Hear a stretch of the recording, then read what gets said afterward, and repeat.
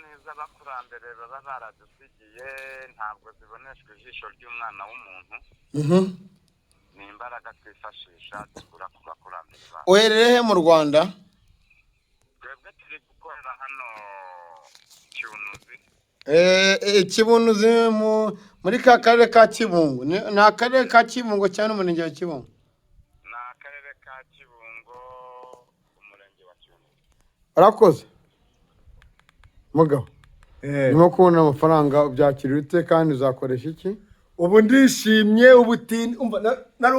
nari nyakwigendera ariko umunsi ngiye guhakanya muri kantu ka mbere narimbabaye ubundi mwe n'agacupa ubundi mbese ngwe n'agapoto reba uri umugabo urakuze ndimo ndabibona ufite abana bangahe n'abagore bangahe? Afite abana 11. Wowe iki? 11 n'abagore bangahe? N'abagore 3.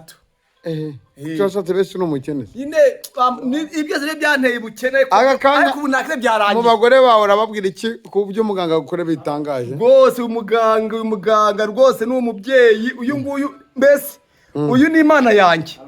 Ubarangije byarangiye ubu n'ubutindi. Ariko twaza dushidikanya ko aba ari umutekamutwe. Kandi ntabwo umutekamutwe. Ababiyitirira abitira rwose nk'umunyamakuru ndaje mbaye nomero zabo mubankurikiranire ariko na muganga yambwiye ko amubyeyi arabimfashamo iryanye byabuze byose unkoreye ibi ngibi nabariya byanze bikunze arabankurikiranira ibyanye byose bariye arabingora ndamwizeye. Reka ngushimire.